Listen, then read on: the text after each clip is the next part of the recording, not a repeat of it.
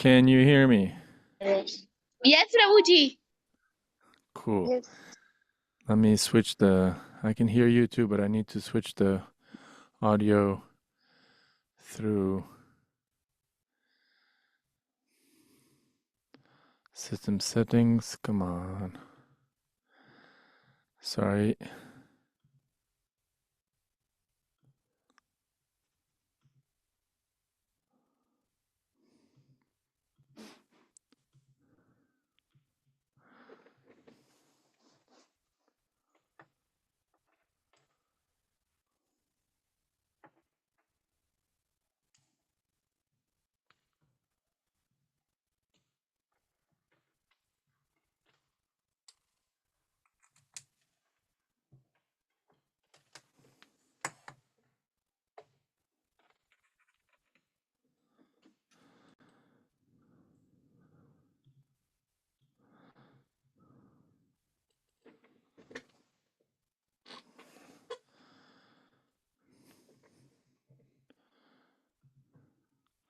Okay. Can you hear me? Yes, Prabhuji. Okay, great. So we're good.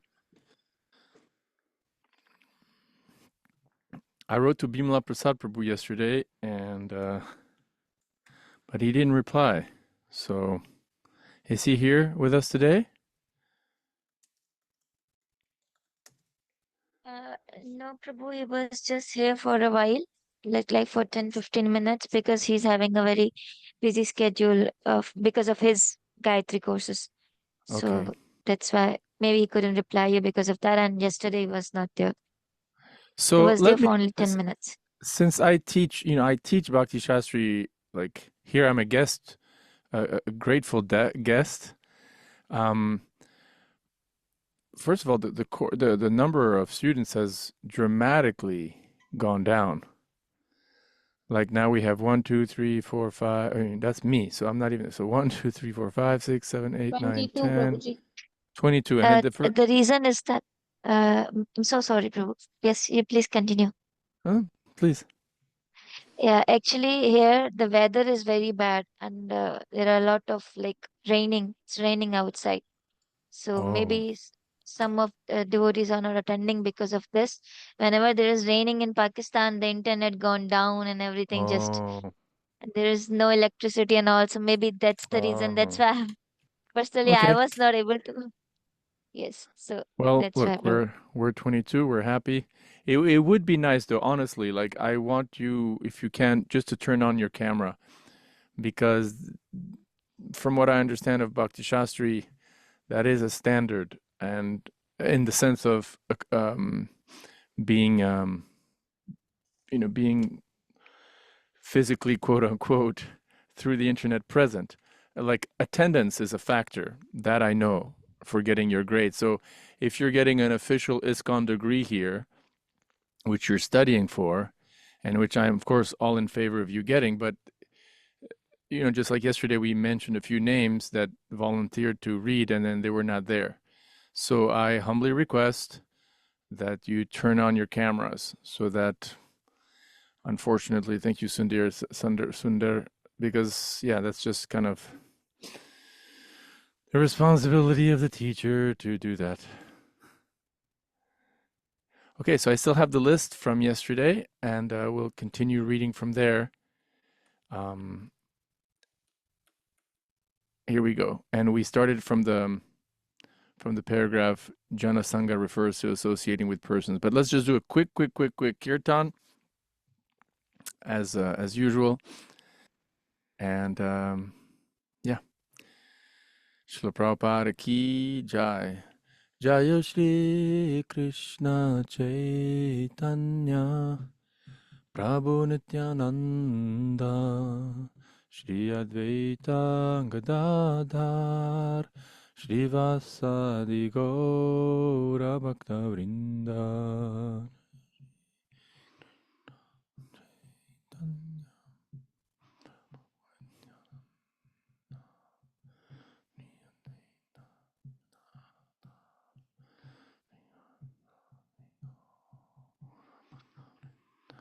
Jaya Shri Krishna Chaitanya Prabhu Nityananda Shri Advaita Gadadhar Shrivasadi Gaura Bhakta Vrinda.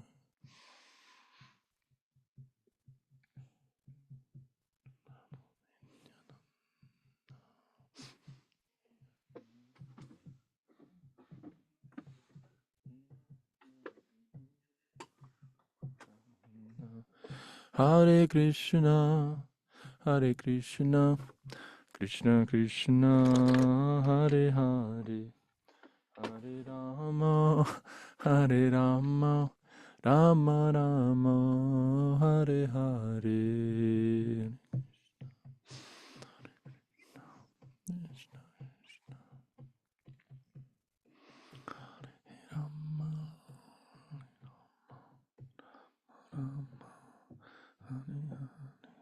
Hare Krishna, Hare Krishna, Krishna Krishna, Hare Hare, Hare Rama, Hare Rama, Rama Rama, Hare Hare.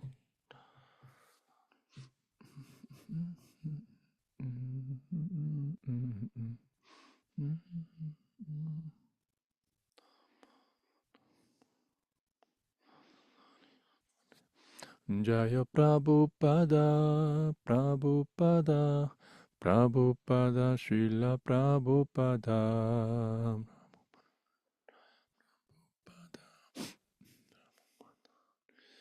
Jaya Jaya Prabhupada, Prabhupada, Prabhupada, Jaya Jaya Prabhupada. Prabhupada,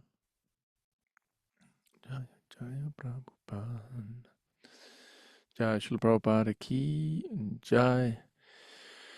Om Namo Bhagavate Vasudevaya. Om Namo. Om Namo Bhagavate Vasudevaya. Om Namo Bhagavate Vasudevaya.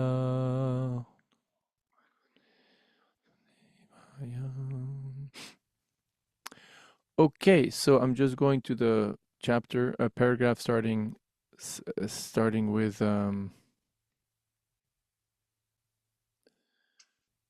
where we were supposed to start with the paragraph, starting with Jana Sangha, isn't it? Jana Sangha refers to, and we're in verse 3, right? Unless senility is kicking in a little early for me.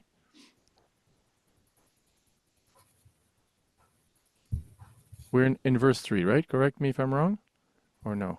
Verse 2, Prabhuji. Oh, Verse 2, 2. yes. Verse 2. God. Yes. So what we're going to do starting tomorrow, or at least the day after, I'm going to beforehand select particular paragraphs to read. We're going to have to do a selection because at this speed, we're not going to reach the 11 verses, you know. And we want to cover all of them, of course. So let me read this one, Jana Sangha, etc. Okay. And so is everyone that can with their camera on or not? Like Naina and Simal and Chetna and Sunita and Lakshmi and Komal and Bina. If you can turn on your camera, that'd be great because then we can all spy on each other and then tell the authorities who's not there. No, I'm kidding. You know, ultimately, it's you have to, you know, we have to be sincere and show up, basically. Okay, Jana Sangha. Jana Sangha means or refers to associating with persons not interested in Krishna consciousness. One should strictly try to avoid, or one should avoid, Prabhupada says, such association. Srila Narottam Das Thakur has, who does not know who is Narottam Das Thakur? Everyone has heard of Narottam Das Thakur? Okay, good. Ah, someone raised a hand. Shobha. So I guess you don't know. So you know that song in ISKCON temples we sing Shri Guru Charana Padma Kevala Bhakati Satma. So that was written by Narottam Das Thakur. He was not a contemporary of Lord Chaitanya. He came after, shortly after Lord Chaitanya's passing away. He I was. I'm Is it? sorry for disrupting you, but I heard the song Radha Krishna Pranamora Yugala Kishore. I think Yeah, he wrote so many songs. There's one particular book called Prarthana. yeah. Prarthana. And Mm. Prabhupada recommended us to read this book, Prarthana. It's a great book to read. I recommend while you're chanting japa. Of course, you want to listen to the holy name, but if you read the songs, and so you pause your japa and then you read the translation of the song and you keep chanting, or it's wonderful. So Narottam Das Thakur has therefore advised us to live only in the association of Krishna conscious devotees. One should always engage in the service of the Lord in the association of the Lord's devotees. Association with those engaged in a similar line of business is very conducive to advancement in that business. Consequently, materialistic persons form various associations and clubs to enhance their endeavors. For example, in the business world, we find such institutions as the Stock Exchange and Chamber of Commerce. Similarly, we have established the International Society for Krishna Consciousness to give people an opportunity to associate with those who have not forgotten Krishna. I like that. The devotees are those who have not forgotten Krishna. Everyone in this world has forgotten Krishna, and only the devotees of Krishna are at least trying to remember him. There's a story in Bombay, in Juhu Beach. Giriraj Swami tells a story on a morning walk. Prabhupada used, when he was in Bombay, he would go on these morning walks in Juhu on the beach there. And one day, according to Giriraj Swami, who was, one of Prabhupada's disciples, he's still alive. One devotee came up to Prabhupada and said, Prabhupada, sometimes I'm in Maya. Maybe you know the story. Prabhupada said, no, you're always in Maya. Sometimes you're in Krishna. So this spiritual association offered by our ISKCON movement is increasing day by day. Many people from different parts of the world, including Pakistan and France and America, are joining this society to awaken their dormant Krishna consciousness. So it's pretty self-evident. So if Jaiwanti is here, she can read, then Jai Kumari and Keshava and Komal, Dave. So if any of the names I've mentioned here are present, you can restart reading at the paragraph starting with Bhaktisiddhanta Saraswati Thakur. So is Jaiwanti or Jai Kumari or Keshava Das here? Yes, Prabhuji, Javanti here. Okay, go ahead, please. Srila Bhakti Siddhanta Saraswati Thakura writes in his Anuvriti commentary that too much into our to acquire knowledge on the part of mental speculators or dry philosophers falls within the category of athyara, collecting more than needed. According to Uh-oh, you know what? Listen, your connection is not very good. Can you switch off your into video? our article letters to write volumes of Okay, Prabhuji. Yeah, if you switch off your Is it video, I okay think now, we'll Prabhuji? hear you. Yeah, now we hear you much better. Okay. I'm so sorry. It's not your fault.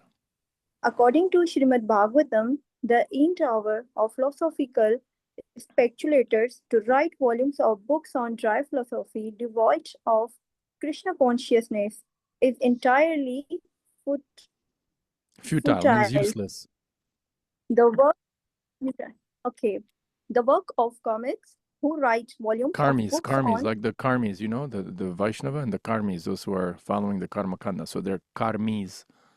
the work of karmis who write volumes of books on economic development also falls within the category of athyara. Yeah. Similarly, those who have no desire for Krishna consciousness and who are simply interested in processing more and more material things either in the shape of scientific knowledge or monetary gain, are all included under the control of Acarya. Yeah, so that is, thank you. That is our, that's the main theme. Atyahara means to want to collect more than required. So whether it's money, whether it's material properties, whether it's like whatever, including even knowledge, knowledge not connected to Krishna. So all those things fall into this category of Atyahara. Great. Is Jai Kumari with us?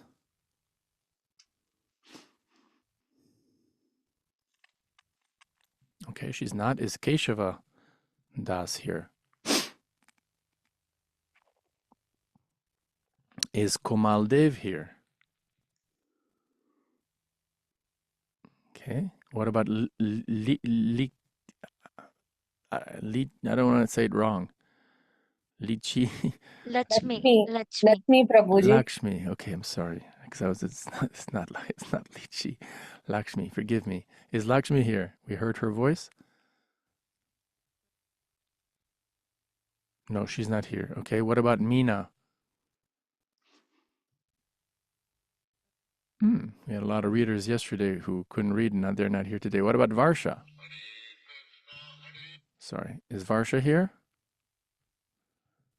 How about Sunil? Hare How Krishna, about, Prabhuji. okay, Sunil ji, please Yes, read. I'm here, Prabhu. Great. Srila Bhakti Siddhanta Saraswati No, we read Thakur. that. Sorry, we read that already. We read 2 paragraphs actually after that. Yes, Prabhuji. Karma is labored from here. We are from, Karmis, yep. Karma is labor to accumulate more and more money for future generations only because they don't know their future position. Interested only in getting more and more money from their sons and grandsons. Such foolish persons do not even know what their position is going to be in the next life. There are many incidents that illustrate this point. Once a great Karmi accumulated a vast fortune for his sons and grandsons. But later, according to his karma, he took his birth in a cobbler's house located near the building which in his previous life he had constructed for his children. It so happened that when this very cobbler came to the farmer house, this farmer's sons and grandsons beat him with shoes. Unless the karmis and jnanis become interested in Krishna consciousness, they will simply continue to waste their life in fruitless activities. Should I Thank you. continue, Guru? No, because it's 1 paragraph. But so everyone got that story, It's kind of funny, but it's sad also. Imagine you're the same person, but your grandchildren don't recognize you, and then they beat you with the very shoes, with shoes, and you build the very house in which they live in your past life. It's funny, but it's tragic. Why? Because the man was attached to this house. That's the whole point. He was attached to the house, and so in the next life, because he was not so, he made some sinful activities, but maybe not enough to come back as an animal, but enough to come back as a human. Anyway, karma is very complicated. Krishna says so in the Gita itself. But according to this story, he comes back as a human, but in a sort of a low-class family next to the same house that he built in his former life. Why? Because of attachment, material attachment. So we should be careful. Okay, Puna is here.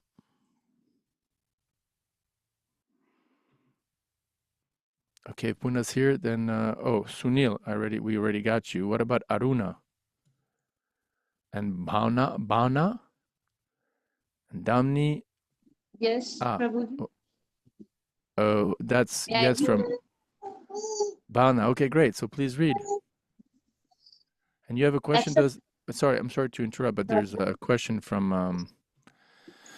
No, Prabhuji. I have no question. Yeah, I know you don't, but what's her name? Raise her hand. The one who always says yes, Prabhuji. Whoa, what's her name? I'm sorry, Kishori. Yeah, Kishori. You had a question, Kishori? Or you're just enthusiastic to read? Prabhuji, to read. Yeah, just have patience. Child, have patience. Just now coming. We're finishing the list from yesterday, so go ahead, Bana. See, this is an example of utsaha. Utsaha nishchaya darya tat karma pravartana. Enthusiasm in devotional service. So please go ahead, Bana. Accepting some of the scriptural rules and regulations for immediate benefit, us utilitarians advocate is called niyama agraha, and neglecting the rules and regulations of the Shastras, which are meant for spiritual development, is called niyama agraha. The word agraha means eagerness to accept, and agraha means failure to accept. By the addition of either of these two words to the word niyama, rules and regulations, the word niyama agra is formed. Thus, niyama agra has a twofold meaning that is understood according to the particular combination of words. Those interested in Krishna consciousness should not be eager to accept rules and regulations for economic advancement. Yet they should very faithfully accept spiritual rules and regulations for the advancement of Krishna consciousness. They should strictly follow the regulative principles by avoiding illicit sex, meat eating, gambling, and intoxication. Very good. Very good. So is Damni or Divya or Dia Kumari or Ishwar here? So that's the last three I have on my list. Okay, so then let's make a new list. So we'll start with Kishori, and then who else would like to read? Hare Krishna, Prabhu Ishwar.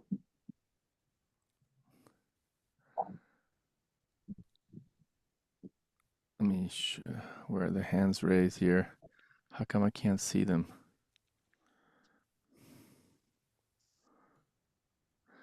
Zoom is... Hare Krishna. Hare Krishna. Okay, so everyone who's raised their hands here will, I'll write them down, okay? It's easier like this. Everyone gets a fair share. So we've got Barka, and then Poonam. You better be here when we call your name. Simal, Jatin, Raki, Ishwar. Oh, Ishwar is here, okay? So maybe you can start. You can read after Kishori. Then we have Roshni, and Shobha is here.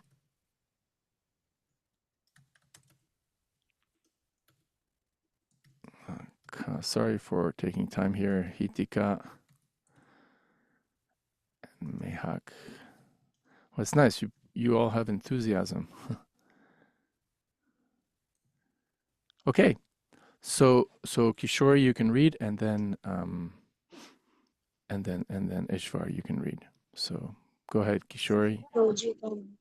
One should also avoid association with Mayavadis who simply blaspheme Vaishnavas' devotees. Bhutti Tamis who are interested in material happiness. Mutti Tamis who desire liberation by merging in the existence of the formless absolute Brahman. And Siddhi Tamis who desire the perfection of Mr. Yoda practice are classified as Atyaharis. To associate with such person is not at all desirable. Hare Krishna Prabhuji. So Prabhupada sometimes, as you can see, has very strong language against Mayavadis. Like he calls Mayavadis a Natyahari. Natyahari is, someone who collects more than required, isn't it?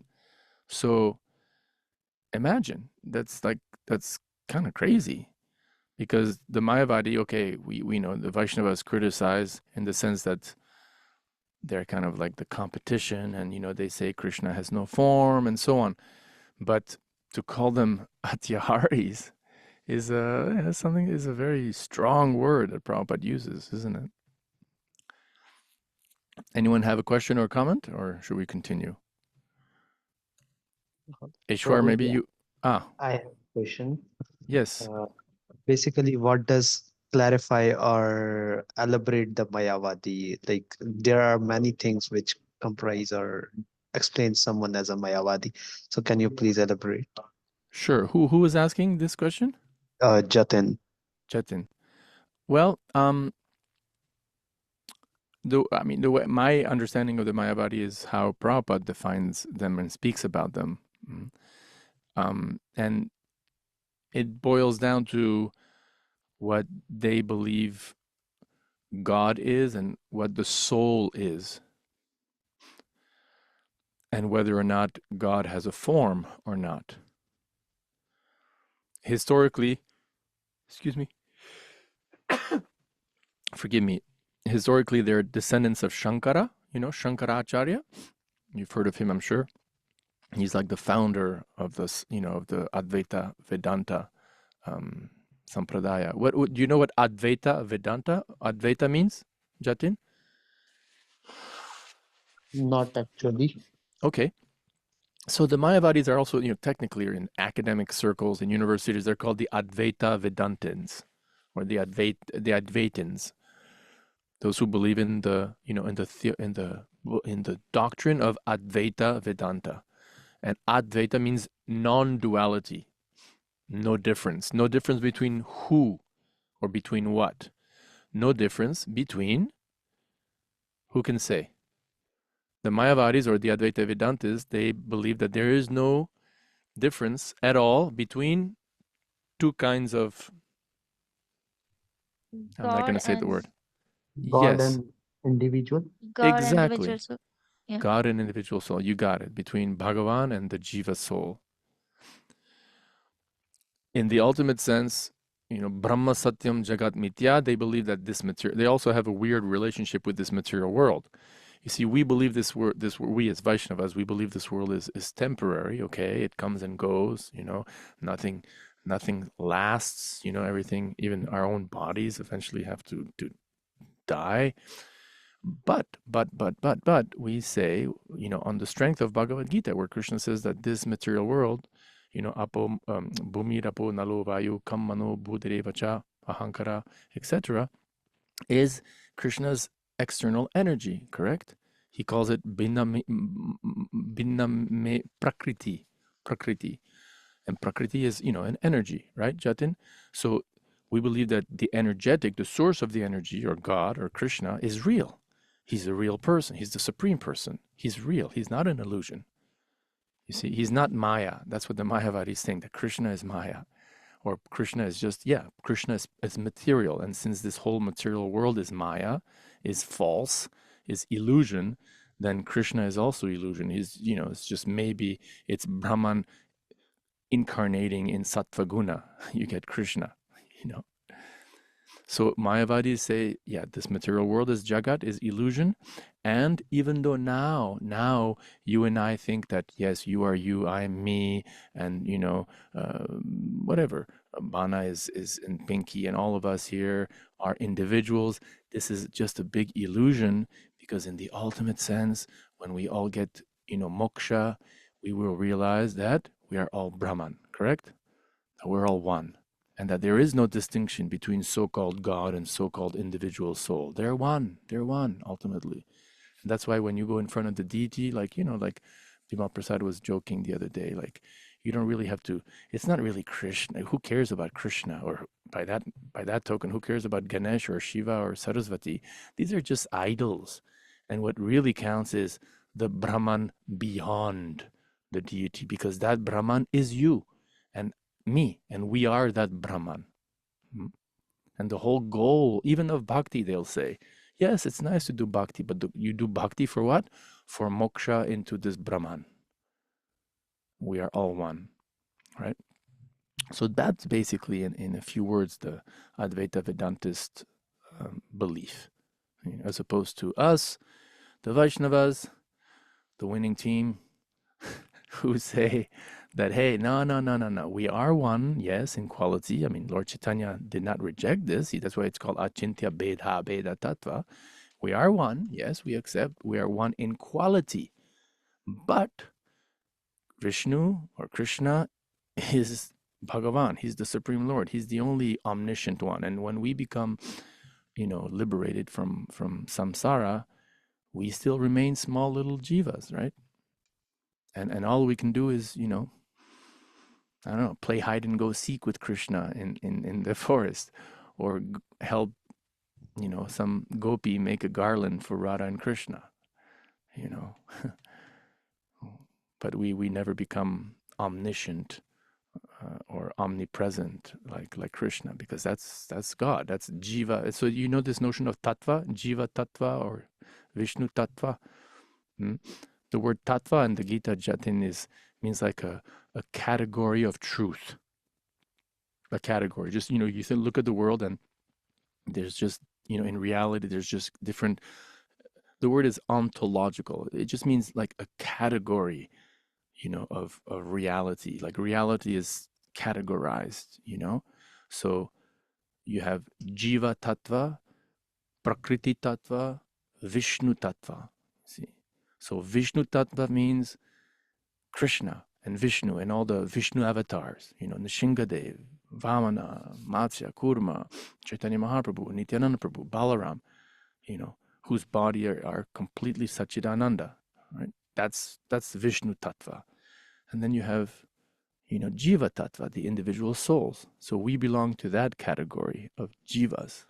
We're in the category, according to the Bhagavad Gita, of the Jivas. And even after liberation, as I said, the Jiva doesn't jump boat, doesn't go into the category of Vishnu Tattva.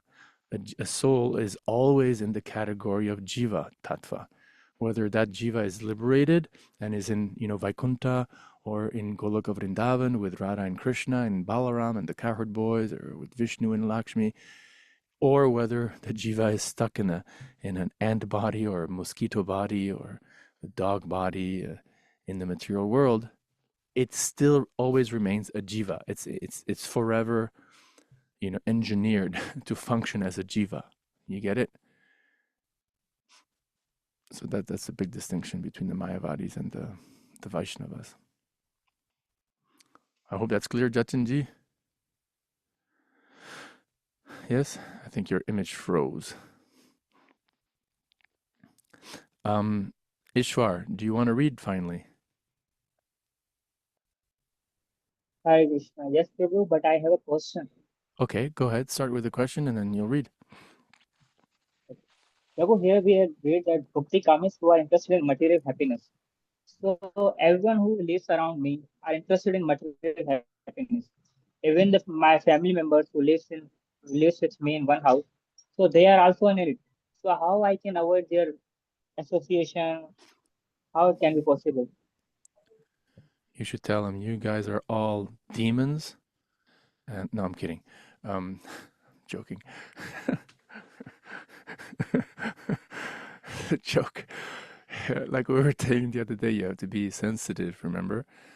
You have to somehow, even the 11th canto, especially if they're family members, the 11th canto, it's interesting. In the 11th or 12th canto, there's a verse where it said that, with family members, you should always say, yes, yes, I agree. Yes, you're correct. Yes. Of course, if they, give you cow meat to eat, or they give you some cigarette or some wine, somehow you don't take. But the idea is, don't argue with, especially with seniors, and family members. And yes, yes, yes, you're right, you're right. And again, it's kind of like the same question that Mataji asked. I forget her name.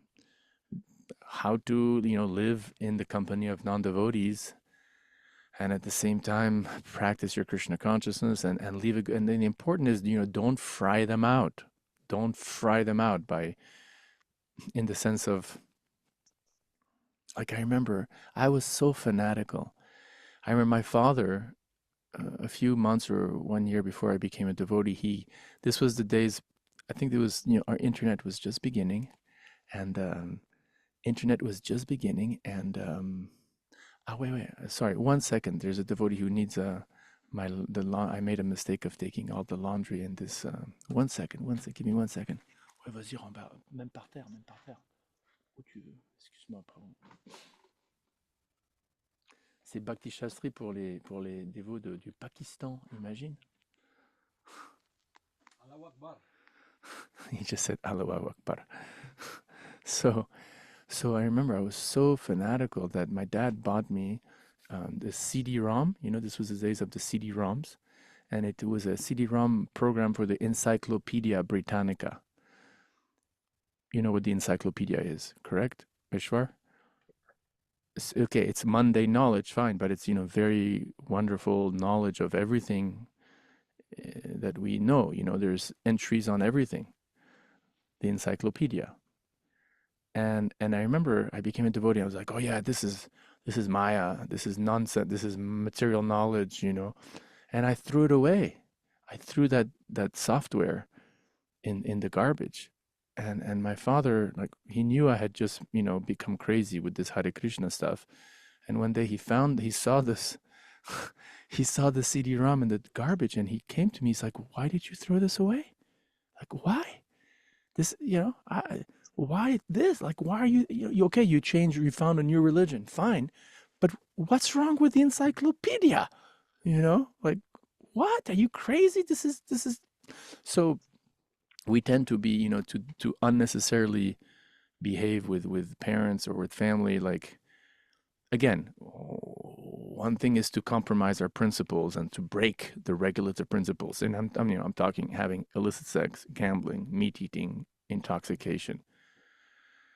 But as long as you can somehow follow those 4 rules, you just have to somehow survive and leave a good impression and be kind and be the example. Be the example. Be the example of tolerance and humility, and forgiveness and forbearance. It's your responsibility to show the example more than precept.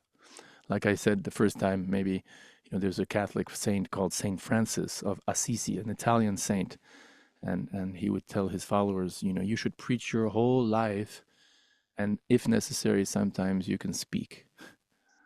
So, you're an intelligent man, it seems. You can navigate, being diplomatic and friendly and compassionate and kind and loving and forgiving and not judgmental, and at the same time maintain, your sadhana.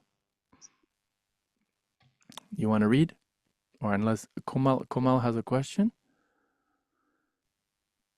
No. Okay, go ahead, Ishwar. Okay, thank you.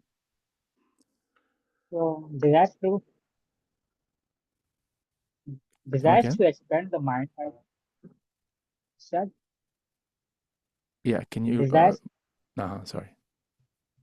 okay, desires to expand the mind by perfecting mystic yoga, merging in the existence of Brahman, or attaining whimsical material prosperity are all included within the category of greed, lolly.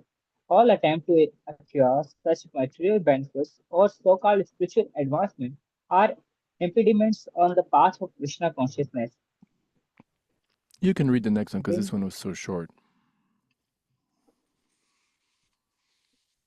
Modern warfare between capitalists and communists is due to their avoiding the advice of Srila Rupa Goswami regarding Atihara. Modern capitalists are accumulate more wealth than necessary, and the communists, envious of their prosperity, want to nationalize all wealth and property. Unfortunately, the communists do not know how to solve the problem of wealth and its distribution. Consequently, when the wealth of the capitalists falls into the hands of the communities on solution results opposed to those two philosophies. The Krishna conscious ideology said that all wealth belongs to Krishna. That's Thus, the point. unless all wealth comes Yeah. under the administration of Krishna, there can be no solution to the economic problem of mankind. Continue, bro. Yeah. Nothing can be nothing can be solved by placing wealth in the hands of the communities or the capitalists. Like this. If $100 bill is lying on the street, someone may pick it up and put it in his pocket. Such a man is not honest. Another man may see the money and decide it let it remain there, thinking that he should not touch another's property. Although this second man does not steal the money for his own purpose, he is unaware of its proper use. The third man who sees the $100 bill may pick it up, find the man who lost it, and deliver it to him. This man does not steal the money to fend for himself, nor does he neglect it and let it lie in the street. By taking it and delivering it to the man who has lost it, the man is both honest and wise. Good. The next paragraph continues on the same theme, so we'll just ask, I think, Barkha to read now, simply transferring. Simply transferring wealth from capitalists to communists cannot solve the problem of modern politics, for it has been demonstrated that when a communist gets money, he uses it for his own sense gratification. The wealth of the world actually belongs to Krishna, and every living entity, man and animal, has the birthright to use God's property for his maintenance. When one takes more than his maintenance requires, be he a capitalist or a communist, he is a thief, and as such he is liable to be punished by the laws of nature. Maybe you can read the next one because it's in the same line. Prabhupada's finishing his point here about wealth. He's spending a long time speaking about money. The wealth of the world should be used for the welfare of all living entities, for that is the plan of the Mother Nature. Everyone has the right to live by utilizing the wealth of the Lord. When people learn the art of scientifically utilizing the Lord's property, they will no longer encroach upon one another's rights. Then an ideal society can be formed. The basic principle for such a spiritual society is stated in the first mantra of Sri Isha Upanishad.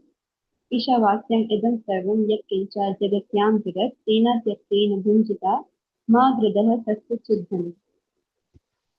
Everything animate or inanimate that is within the universe is controlled and owned by the Lord. One should therefore accept only those things necessary for himself which are set aside as his quota, and should not accept other things, knowing well to whom they belong.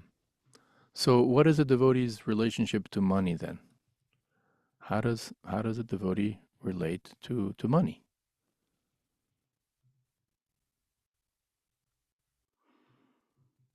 Prabhupada just spoke for three or four paragraphs about wealth, which is basically money. So how does... Prabhu, may I You want to ask or you want to answer? answer? Yeah. I want to answer. Yeah. So Prabhupada says that a devotee should seize the money as the Lord's property, and if he use the money like it's the property of Krishna, then the better society or a peaceful society will be formed. But if people will think that everything belongs to me instead of Krishna, then there will be only havoc to the society. There will be no peace to the society. So we should think that if we think that money belongs to Krishna, then we will be able to use it scientifically. Otherwise we will not use it properly. So In the Krishna's principle is we service. should think like it is belong to Krishna. It belongs to Krishna, correct. And, to be fair, Vaishnavas are not the only ones to believe this. Christians believe this, Muslims believe this, right? They'll say everything belongs to the Father, everything belongs to Allah. But then the question is, application of this principle. Okay, we must use it for God. That's where the different applications differ. Some group will say, no, the best way to do it is to rule the world with Sharia law, and others will say, no, we need a Christian kingdom around the world, and then for example, practical stuff like meat eating, for example, like killing animals. For many religious people, killing animals is not an issue. So they may think and believe that yes, all the money belongs to God, everything and everyone belongs to God, but it's not sinful to kill animals and eat them. Whereas Vaishnavas do. So, for example, if you have let's say, imagine you have a Vaishnava country, like a country that's run by a Vaishnava constitutional monarchy. Most probably the Vaishnavas would allow, the Muslims to believe in, to practice their Islam, as long as they turn the damn volume down of the call to prayer in the morning, and Christians to coexist. But then, for example, if the Muslims or the Christians or the Jews want to eat meat, what will the Vaishnava king say? He said, no, sorry, like not in this kingdom, isn't it? Right? Yeah. So the application is different, but the principle is, at least theoretically, if more people on earth believe that, okay, look, there's one God up there, and everything that we see belongs to that one God. Who is that one God? How do we actually do this? That's to be discussed and debated, but at least that we remember that, okay, everything belongs to God. And that's where you could say, at least the Muslims believe that, at least the Christians believe that, the Jews believe that. The woke, secular non-believers, the atheists, they don't believe that, and that's a problem. Anyone else, or should we ask Barka? You just read, right? Yes. So maybe Poonam can read next if anybody doesn't have a question. The conscious devotees know very well that this material world is designed by the complete arrangement of the Lord to fulfill all the necessities of life for all living beings, without their having to enroll upon the life or rights of one another. This complete arrangement affords the proper quota of wealth for everyone according to his real needs, and thus everyone may live peacefully according to the principle of plain living and high thinking. You heard this before, right? This notion of plain living, high thinking.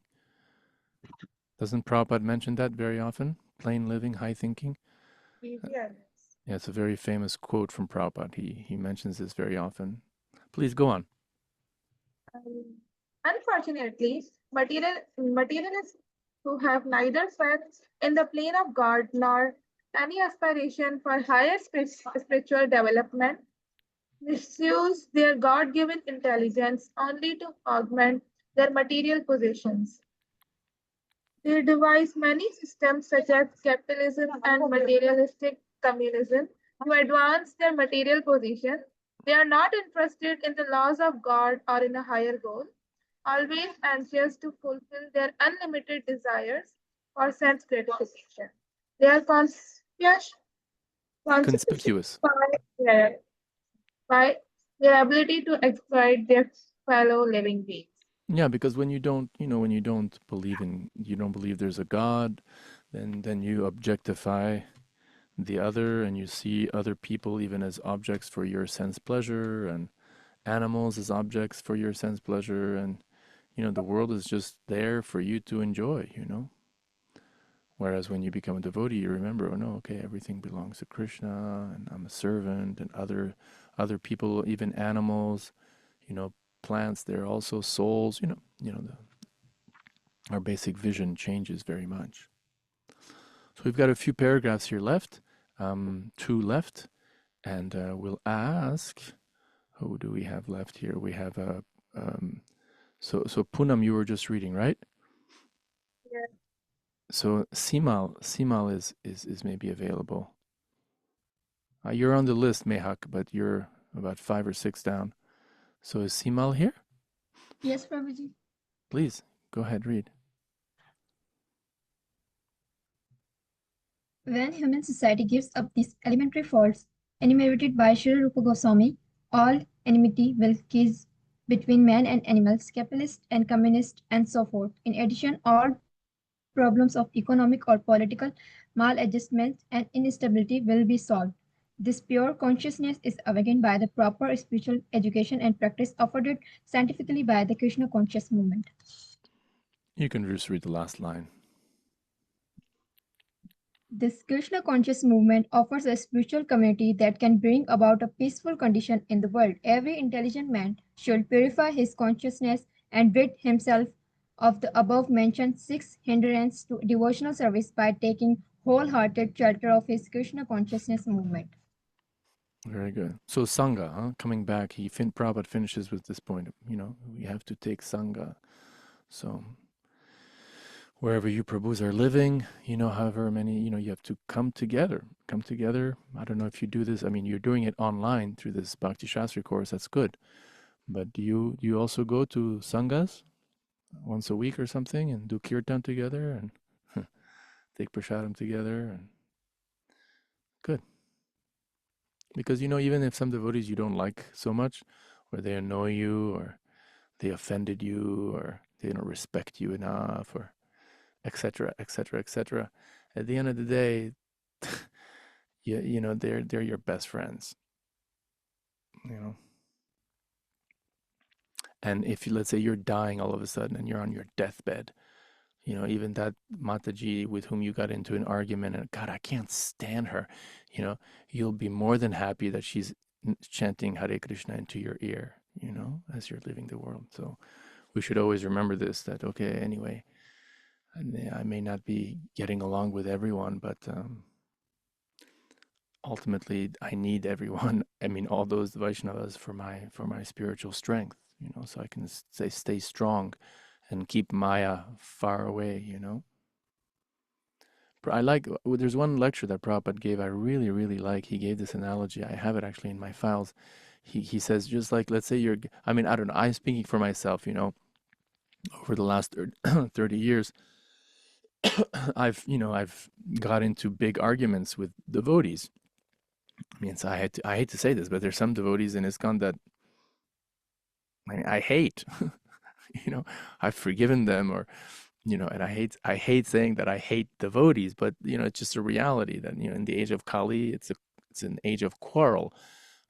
And, but Prabhupada gives this analogy that when you get on a boat, you don't, he said, this is Prabhupada saying, okay, and I'll just give you my interpretation of what he says, because I don't think he means we should be, you know, disrespectful uh, and not care about which devotees are around us. But he does say in a lecture that when you get on a boat, you don't really care who's sitting on the, you know, who's sitting next to you and who's sitting among the passengers.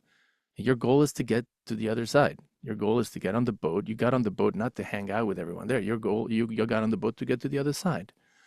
So in a similar way, you know, it doesn't really matter in the ultimate sense, like whether you're friends with everyone or not friends with everyone, or you know, you find it, because in the ultimate sense, yes, you absolutely need those Vaishnavas, but remember, you didn't, like, you came to ISKCON to get Krishna, and okay, Krishna wants us to associate with his devotees to get him, but you get my point. I mean, I like this analogy of Prabhupada. At least it helps me realize, okay, it doesn't matter that I'm fighting with this one or that one, or I don't particularly, or this one annoys me, or I can't stand that one, because ultimately I didn't join ISKCON for this or that person. I joined ISKCON for Krishna. And so if I happen not to be completely compatible with this person or that person, doesn't matter, you know. Right? Anyone want to add anything? Or should we move on? Prabhuji, Well, yes. Prabhuji, as you say, it doesn't matter uh, if someone don't like us or we don't like someone. But how can we know that if it is coming into a nam aparadh or offense to the devotees? Yeah, therefore we have to be careful not to, you know, next time you take a knife and you're about to stab a Mataji in the back, just remind yourself this could be a Vaishnava aparadh, and you should think twice. No, it's a good attitude you have. We should be conscious about Vaishnava aparadh. We don't want. And as a matter of fact, we should pray to Krishna, please. You know, like if you're convinced, for example, that someone was rude to you or disrespectful to you or offended you, you know, and if you're absolutely convinced, like beyond a shadow of a doubt, I'm innocent and this person, it's her fault or it's his fault, you know, Vaishnava is supposed to be forgiving. We're supposed to forgive, you know. Lord Nityananda Prabhu, it's a great example, isn't it? Madai hit him on the head, to the point where he bled. He was bleeding down, you know, blood dripping down his face. Transcendental blood, Satchidananda blood, because we believe Lord Nityananda's body is Satchidananda. But imagine, you know, some rascal struck God himself, and God is bleeding, and still he forgives him. So we are, in the ideal sense, we should also forgive, you know. As a matter of fact, you remind me of something that I had done in a jewelry shop in Bombay. Hold on, give me 1 second.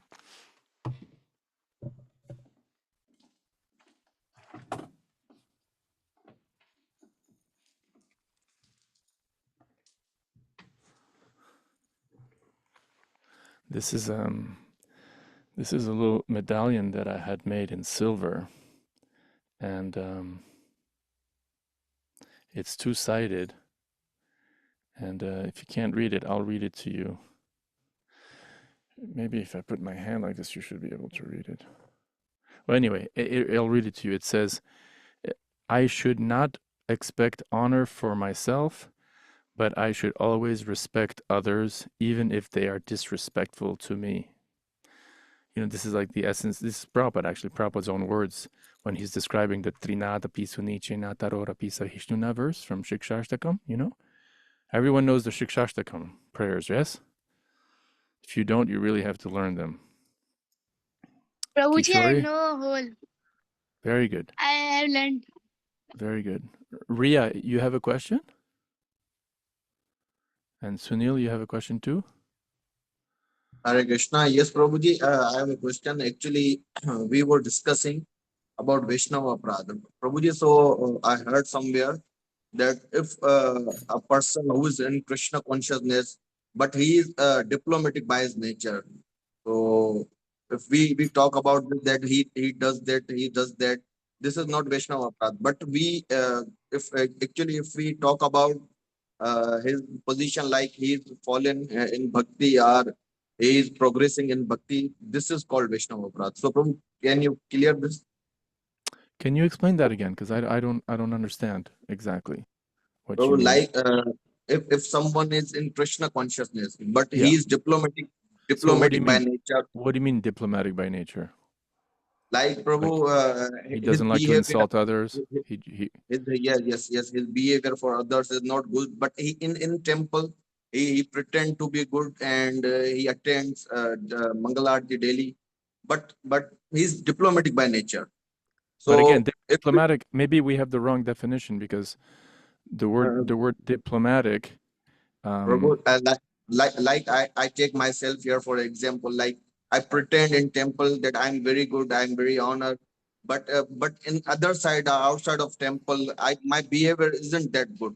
so maybe And you could someone, say hypocritical, yeah, and you know? someone talks about me and thinks that I'm doing a Vaishnava Aparadha. Is that true? Is it true if what? If somebody is talking about my character that he is in Krishna consciousness, but his behavior is not good for others. And Prabhu, actually, I asked this question from a preacher, and he replied me, if you are talking about his progress in Krishna consciousness, or what he do in Krishna consciousness, that will be the Vaishnava Aparadha. But a person who pretend to be the Krishna conscious, but actually his behavior is not like a bhakta, not like a devotee. So if someone talk about that person, is that Vaishnava Aparadha or not? I see what you mean. Like really, like you know, that distinction is a little hard for me to grasp. That this preacher told you. Are you worried about someone committing Vaishnava Aparad to you, or are you afraid of committing Vaishnava Aparad? No, Prabhu. Actually, we were discussing somewhere via in temple, and Some who? suddenly a person.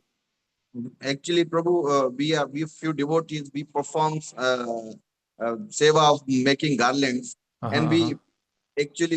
we talk about anything generally, and But my question is still, I'm sorry to interrupt, but are you concerned about committing Vaishnava Aparad, or are you concerned that someone is committing Vaishnava Aparad to you? no, Prabhu, I'm concerned about if I'm doing Vaishnava Aparadha to someone Good, else. good. Yeah. Well, you know, there is a thing called, you know, calling a spade a spade.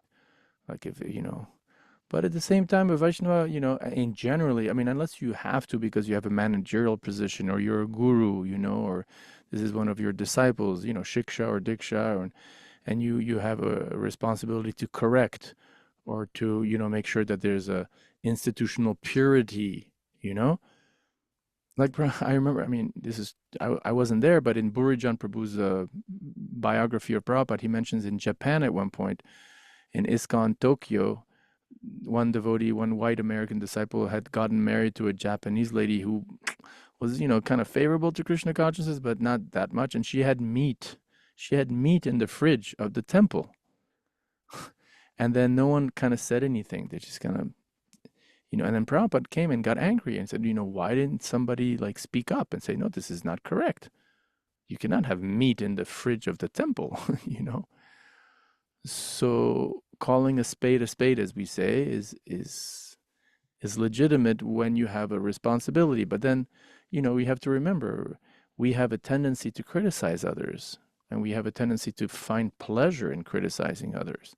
It's one of our, favorite activities, because when we criticize others, then we put ourselves up. So my point is just better to be on the safe side, just better be on the safe side.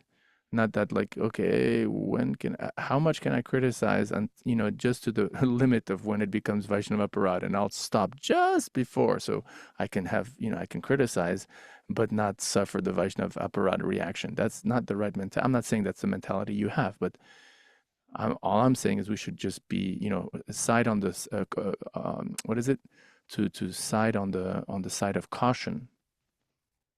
So better avoid speaking bad about anyone, even if it's true, even if it's a fact, even if it's calling a fact, especially if you don't have some sort of, leadership responsibility. That's what I would say. Is that okay? Yes, Prabhu, actually, the question in my mind arise, like when, for suppose there is a group and someone absent, we start talking why he is absent. Then we start gossip on him, Yeah. and then afraid if we are we doing committing any sin, we are doing a Vaishnava. Yeah. Why is he absent? Just see he's in mind. But maybe he's like, I don't know. Maybe he's like preaching to somebody. Maybe he's chanting 64 rounds at home. Maybe he's doing some food. You don't know what is somebody doing. So again, better side on the, err on the side of caution, as they say, and avoid the tendency to criticize others. Yeah. Shobha, you have a question or a comment? Yes, Prabhuji, I have a question. Prabhuji, are those persons are Vaishnavas or Mayavadis who chant every time, who do their mangla, who offer prayers, who eats prasadam, and also criticize others? So what are they? Are they Like Mayavadis? are they Mayavadis? Are they considered in Vaishnavas? No, they're not Mayavadi, especially if they believe that Krishna is God. But But they are always criticizing others or make yeah, so fun they're of just not them. advanced. So they're not advanced. They're not advanced. People are complicated. They're complex. People are complex beings. And in Kali Yuga, the devotee and the demon is in the same body. We hear, isn't it? So Kanishta Adhikaris and Madhyama Adhikari and Uttama Adhikari. So the Kanishta Adhikari, we could say, will be more criticizing of others and take pleasure in criticizing others. So you can see, okay, he or she is a Vaishnava, but I don't want to associate too much with him or her, because he's always just like here in New Mayapur. There's one, and actually he's very senior, and he did so much service for the mission, since the late 1970s. I think he even saw Prabhupada one time, and very noble soul, and yes, he was offended by, there was some major thing that happened, and he was, very much offended, but he cannot forgive. And every time you come into his association, he'll just start criticizing and criticizing, and they offended me, and why didn't I apologize? They have not apologized yet, and therefore I will only forgive them if they apologize. And this person is a rascal, and it's like, I don't want to be, I don't want, I love him, but I don't want to hang out around him, because every time I hang out around him, it's just, his mouth is just full of poison, criticizing others, So he's a Vaishnava though. Mayavadi is just what you believe in terms of who is God and who is the soul. And a Vaishnava is who you believe is God and who is the soul. But hey, you can be a Vaishnava and still be a complete, and have a heart full of envy, and jealousy of others. But somehow you accept at least that Krishna's God, You're just not a very advanced devotee. Okay, Prabhu. Thank you. Jai Jai. Anyone else? Okay, so let us why don't we just take a 5-minute break? Because last two times we didn't take a break. We'll take a break and then we'll start reading, verse number 3. We'll take a 5-minute break, and then Jatin and who else? Jatin and Raki and Roshni can read. Well, I'll read the translation. Okay, so 5 minutes. Does that sound okay? Like that nod. It's funny how different different humans have different expressions around the planet. Okay, see you in 5 minutes.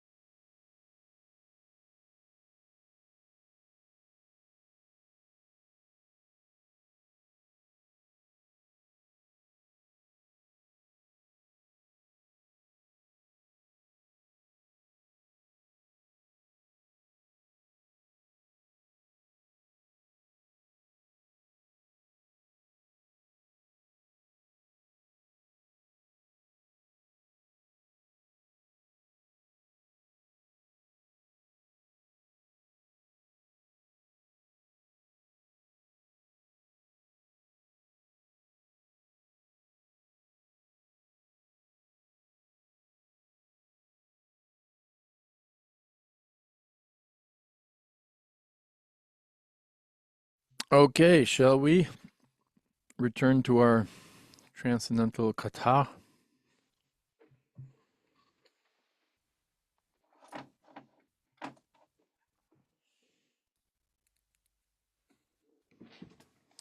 Hold on 1 second.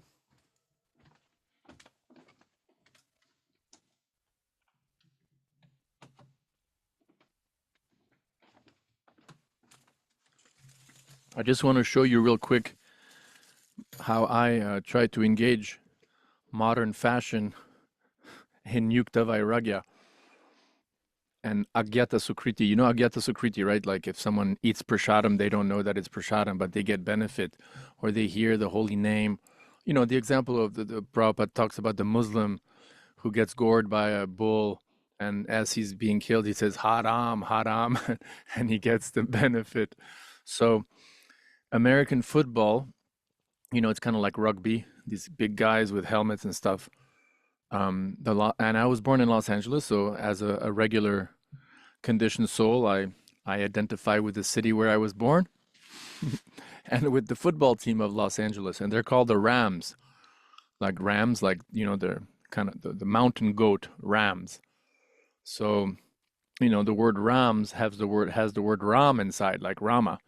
So I bought these, you know, Los Angeles Rams hat, and this is what I wear, so that people can at least see the word Ram in there and get benefit. This one also, the Los Angeles Rams.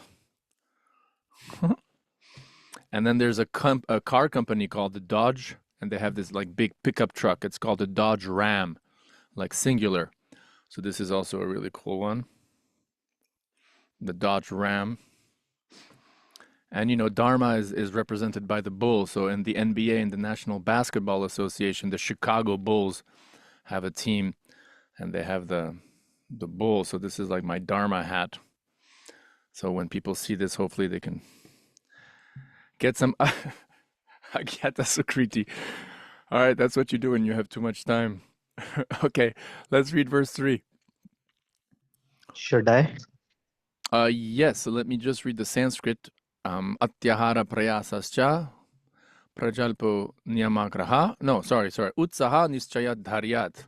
Tat tat karma pravartanat sangatyagat satovrite shadbir bhaktir pasidhyati. There are 6 principles favorable for the execution of pure devotional service. 1, being enthusiastic. 2, endeavoring with, like you are all enthusiastic. You're showing up for the Bhakti Shastri course, and you want to read, and it's very nice. Being patient, acting according to regulative principles, such as Shravanam, Kirtanam, and so on, and abandoning the association of non-devotees, following in the footsteps of the previous acharyas. We read that last time, right? And these are the 6 principles that undoubtedly assure the complete success of pure devotional service. So yes, go ahead, Jatin. Devotional service is not something. X3 report. Devotional service is not a matter of sentimental speculations or imaginative ecstasy. It is substance. Its substance is a practical activity. Srila Rupa Goswami is his Bhakti Ras Marta Sindhu has defined 1.1.11 has defined devotional service as follows. Anya bhila sita sunyam janana karmadyam anuvartam anukulyena krishnau silanyam bhaktir uttam. Uttam Bhakti has unalloyed devotional onto the Supreme Personality of Godhead. Sri Krishna involves the rendering of devotional service in a way that is favorable to the Lord. This devotional service should be free from any extraneous motive and devoid of fruitive karma, impersonal janana, and all other selfish Jnana. desires. Yeah, Jnana. Jnana. Mm. And all other selfish desires. So this is a very, very, very important verse. As a matter of fact, you notice what's the reference? What verse, like what chapter and what canto? It's like it's almost one of the very first verses of the Nectar of the original Bhakti Rasamrita Sindhu. Anyabhilashita shunyam jnana karmanenavritam anukulena Krishna no shilanam bhakti uttama. What does uttama mean? Uttama. Uttam. Highest, most great. Supreme. Supreme. Haripriya, you said something? Highest. Highest, yes, highest, supreme, and bhakti means? Devotion.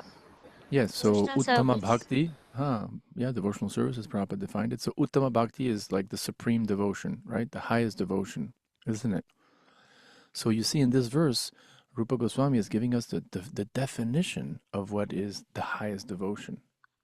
You see, so you can imagine how important this verse is, right? Uttam, so it's service to Krishna, which is what? What are the two things?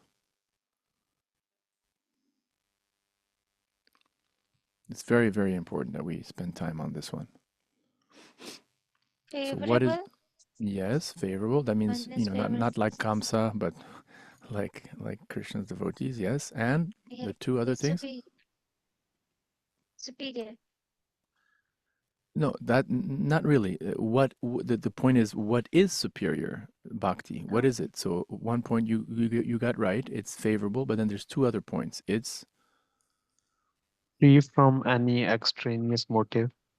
so it's unmotivated and uninterrupted. Yeah. Unmotivated. In other words, no material. If you have a motivation to please Krishna, that's a good motivation, isn't it? Like if you want to, you do a nice puja because you want to give pleasure to Krishna. You make a flower garland because you want to please Krishna. You cook for your guru or for the Vaishnavas because you want to please them, and so on. So that you want to go out and preach because you want to help people come to Krishna because that's going to please Krishna. So that motivation is good to please Krishna. So what Rupa Goswami is talking about here when he's saying it should not be motivated, what does he mean? It should not be materially motivated, isn't it? Like, okay, I'll do bhakti so I can get a visa to America, or I'll do bhakti.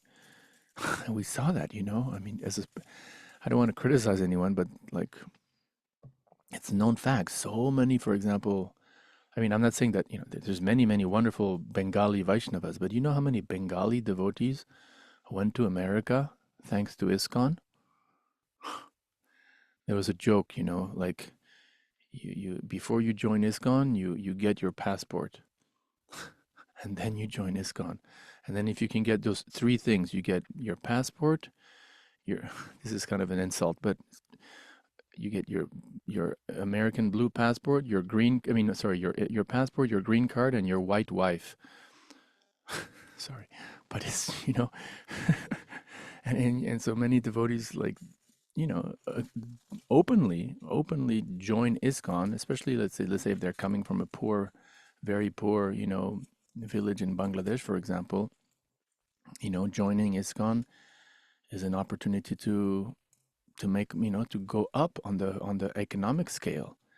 And what to speak if you can go to America, and then work maybe 5 years as a pujari in the temple, and after 5 years, you get your green card and Hari Hari Bol, and we'll see you at the Sunday feast, or we'll see you on Janmashtami, and then I can work in America and make a lot of money. And so, why did you join ISKCON in the first place? Why did you do devotional service? What was the motivation, right? What was the motivation? So, unmotivated and uninterrupted. Uninterrupted means like ideally, in an ideal sense, we should never, like in the third chapter of the Gita, one of my favorite verses, that Hridayananda Maharaj actually kind of revealed to me, not like in a mystical sense, but he speaks about it in this. I should send you guys. I'll do that now. Actually, I'll send you. Oh, I'll send it I'll send it to Bimal Prasad. He can send it to you. Hridayananda Maharaj, he's one of my Shiksha gurus. He's a Sanskrit scholar from Harvard University. He wrote a very, very, very well-written Bhagavad Gita study guide. So meant for students and intelligent people like you. So I'll send it to you because I have the PDF. But the point is, there's this verse in the third chapter where Krishna says, "Evam pravartitat chakram." He says a wheel has been made to turn. At one point in the third chapter, Krishna describes how Man performs yagya, even for the demigods, for the devatas. And by performing yagya, the devatas are pleased. And when the devatas are pleased, then they give man rain. And with rain, you can grow your grains and then, enjoy and feed your family and so and enjoy life. And then with that gain from the rains, you again perform yagya. And then the devatas are happy. And in this way, a wheel, Krishna says, has been made to turn. So uninterrupted devotional service, in relationship to Krishna, who's above the demigods, of course, is like ideally it's always about Krishna. It's always for Krishna's service. It's always for Krishna's pleasure. Nothing for me, everything for Krishna. Everything for Krishna, nothing for me. Nothing for me, everything for Krishna. That's pure devotional service. Month after month, year after year, your whole life.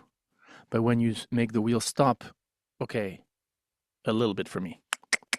I'm gonna keep the wheel turning, but I'll take a good chunk and put it in my pocket. That's uninterrupted. That's interrupted devotional service. So we should all pray that we can render uninterrupted and unmotivated devotional service. It's very important. Okay, so did you finish the paragraph? Yeah, you did. It's kind of short, but hey, that was the luck of the draw. So who's next? We have Doshna. Are you? But wait, before Doshna, there was Raki and Roshni and Shobha and Kishori. So Doshna, I'll put you after Mehak. So right now, if Raki's with us, yes. Bhakti is a sort of cultivation. As soon as we say cultivation, we must refer to activity. Cultivation of spirituality does not mean sitting down idly for meditation, as some pseudo-yogis teach.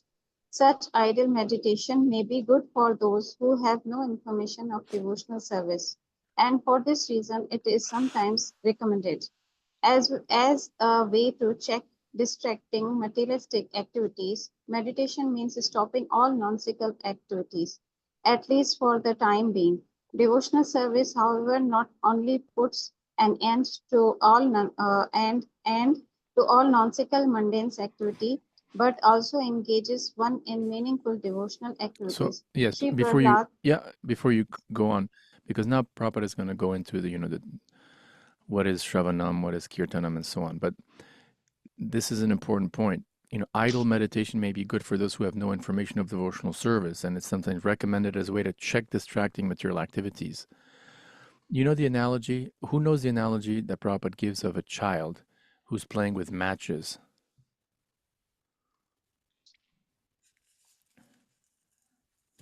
Krishna Priya? No? Anyone else? Haripriya, Sunil, Shobha, Jatin, Raki, Oma, Bhargav? No one knows this?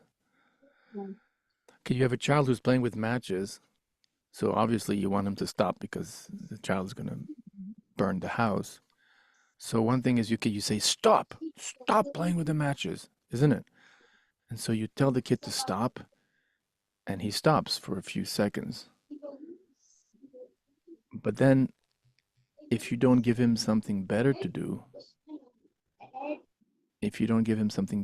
then after a few moments, because he has no better engagement, and the soul, and imagine a child cannot just sit there and do nothing. A child is always going to get engaged in some sort of activity.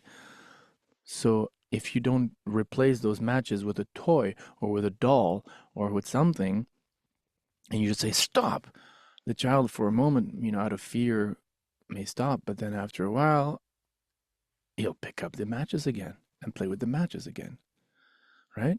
So in a similar way, Prabhupada is telling us here that he's kind of criticizing the Mayavadi meditation, method or the Buddhists, the Zen Buddhists who try to stop all mental activity and just meditate on nirvana and will stop everything, just like, again, either because we're nothing or because we're all God.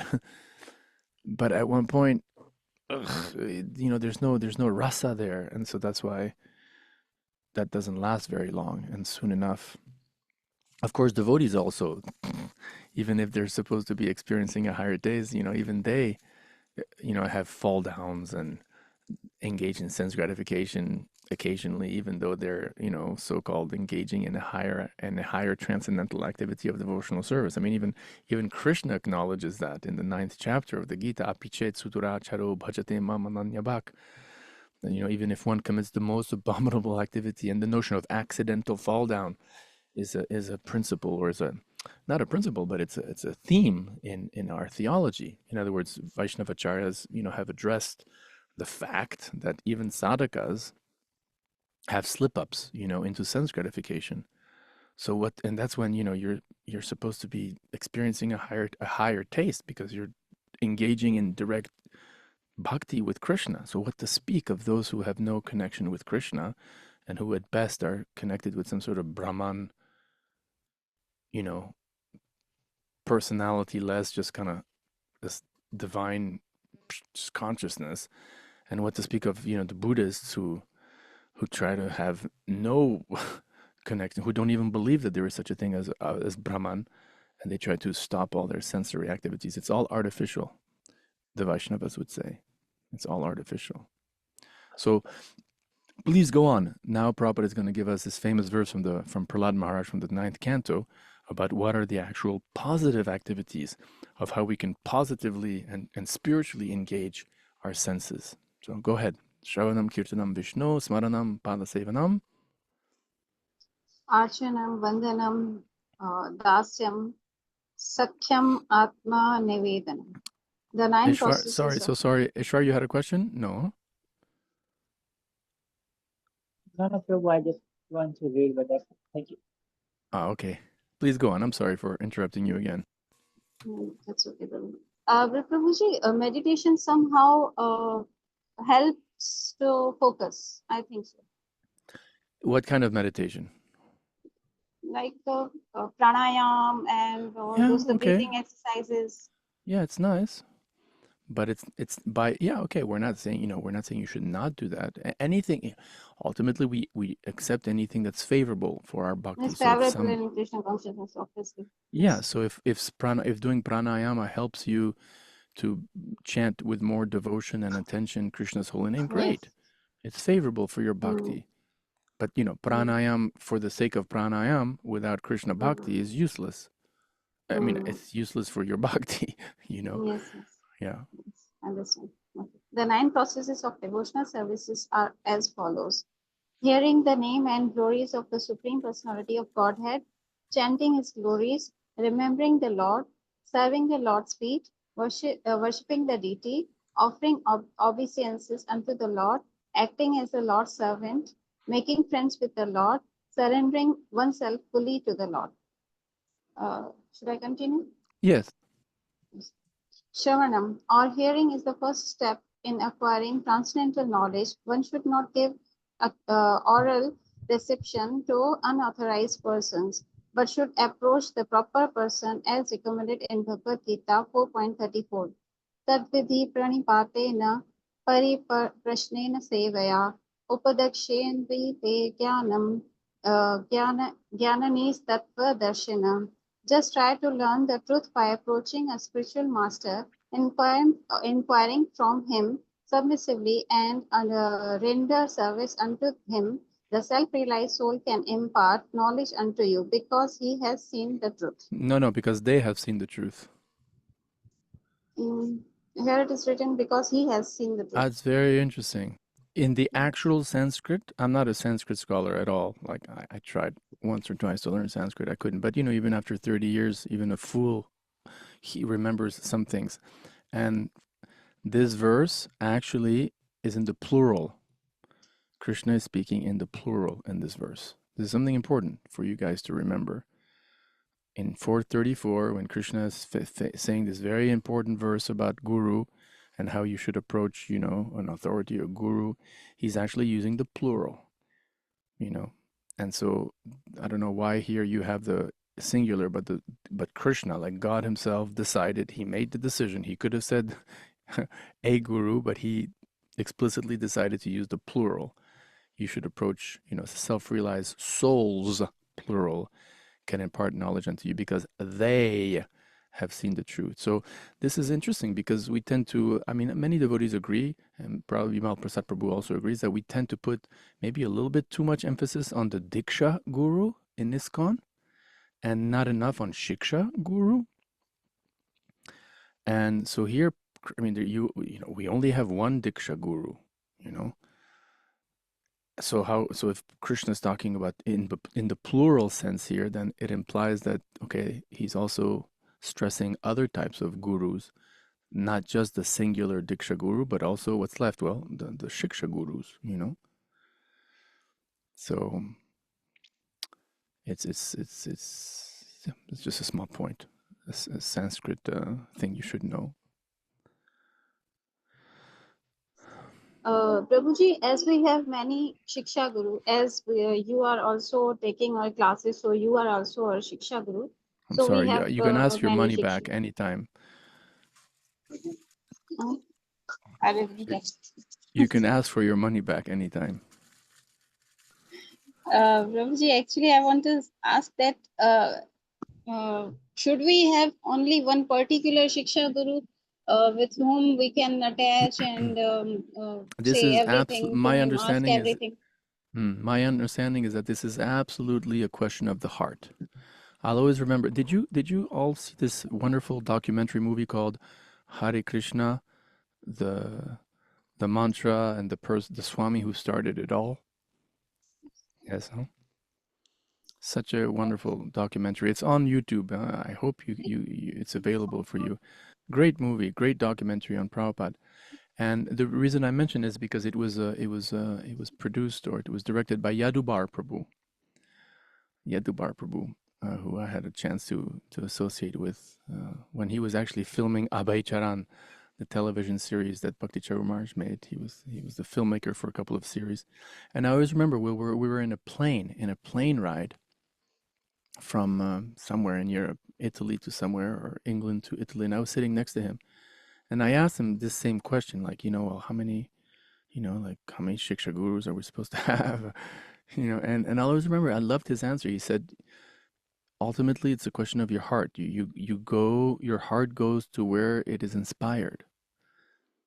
And, maybe Krishna has a plan, or you have an inclination to have 5 Shiksha Gurus, or 1 Shiksha Guru, or no Shiksha Guru. I mean, it's not that if Krishna is speaking in plural, you have to have, in ISKCON, you automatically at least have 2 Shiksha Gurus because you have Prabhupada, who's the founder Acharya, and then I'm not a Ritvik, so I don't believe in this Ritvik initiation philosophy. So you do take Diksha from a live person if you decide to take Diksha. It's not essential. It's recommended, but you can be completely pure devotee and go back to Godhead without ever taking Diksha. That's also my conviction. But the point is, if you decide to take Diksha, you take Diksha from someone who's alive. And so you have your Diksha Guru, who in many cases you choose him as your Diksha Guru because he gives you the most inspiring Shiksha. That's why you take initiation from him, because among all the gurus that you're hearing, or the senior devotees, there's the one that you really like the most, who inspire, again, your question of heart, you take initiation, you see. So, but then in some cases, it's maybe Krishna's arrangement, or it's just a devotee's own inclination, and Krishna allows it, encourages it. There's no rule. It's just like in chanting the holy name. Mahaprabhu says there is no hard and fast rules. So how many Shiksha Gurus you have, that's also, there's no hard and fast rules. You can have 1, you can have 0, you can have 25. It's where your heart goes. It's ultimately where you want to chant Hare Krishna tomorrow. Who's going to inspire you to chant Hare Krishna tomorrow? You go hear that person. And maybe one day you want to hear this person, and then the other day, I haven't heard a lecture from Gopal Krishna Maharaj in a long time. Okay, let me hear. And yes, sometimes I really love to listen to Indradyumna Swami. And my God, it's been 1 week. I didn't hear anything from Prabhupada. God, I have to listen to Prabhupada. Come on, he's the founder of Acharya, So there's no hard and fast rule here. Okay, thank you. Jai Jai. It's getting late for you, Prabhus, and it's a tough, rainy night, so we have 20 minutes left. Rocky, Are you up for reading? Yes, Prabhuji, I have just read it. Oh, I'm so sorry. So we have Roshni that's on the list. Is Roshni with us? Sorry, Raki, I just, the names, I'm bad with my names, I don't It's even okay, remember Prabhuji, I can read it again. well, that's, yeah, but it's not fair then to others. We appreciate your enthusiasm, but we have to also share with others. Is Roshni here? Hare Krishna. Hare Rama.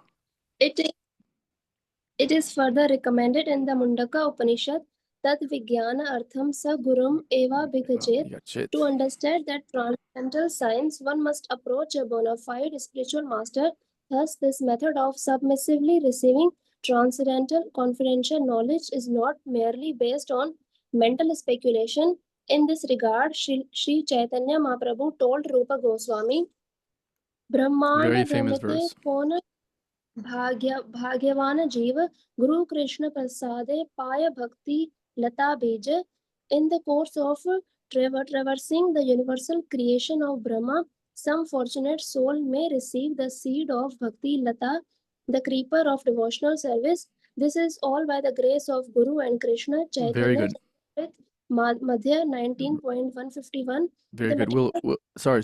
What Prabhupada says next is also very beautiful, very powerful. As a matter of fact, I just posted it on Facebook during the break, the next sentence. But let's speak a little bit on this verse, Brahmando Brahmite Kona Bhagyavanji, because it's such an important verse. It's such an important verse. It describes the journey of a jiva. What does Brahmanda mean? What does Brahmanda mean? Universe. Universe. Very good. Brahmando Brahmite means traversing, going through. Yes.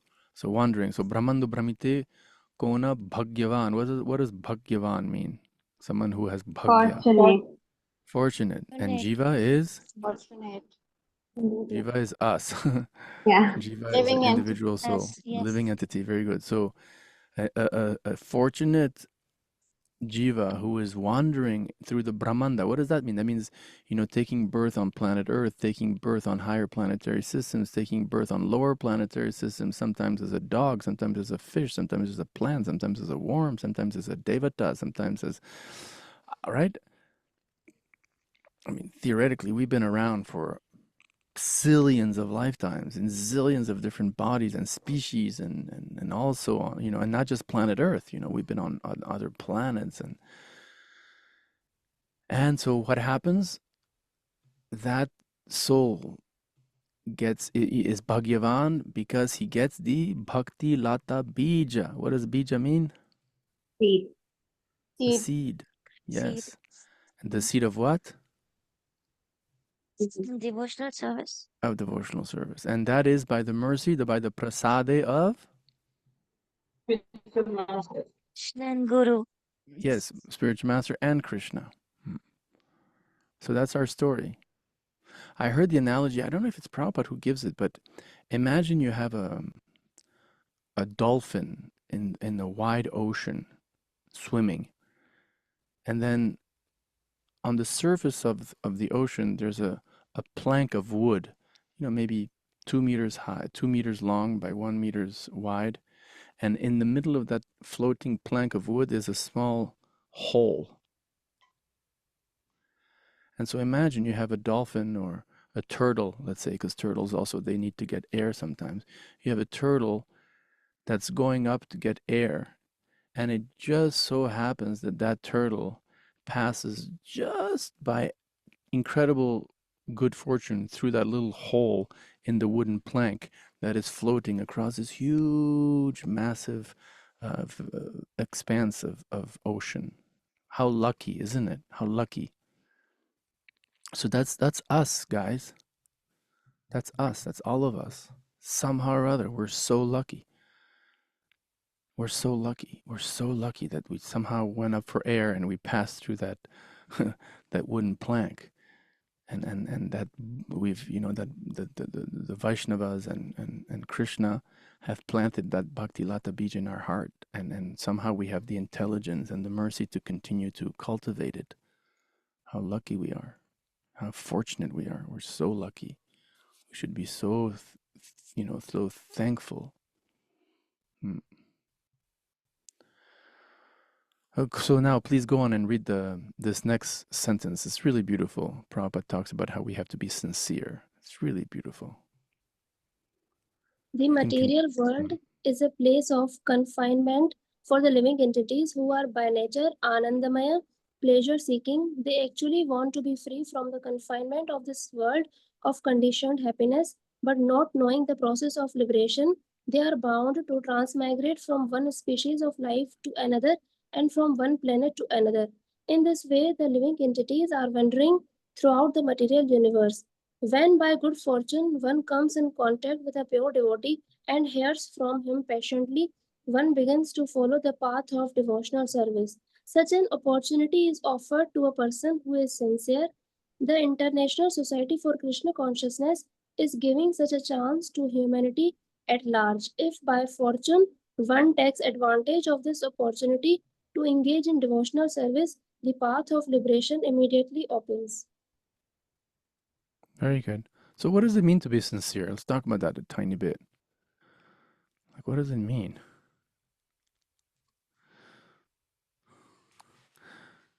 Can I give you the etymological, like the linguistic explanation? Yes. Ocha, can you please repeat, Prabhu? What does sincere mean? Like it says, all these the wonderful opportunity of devotional services offered to someone who is sincere. So what does it mean to be sincere in devotional service?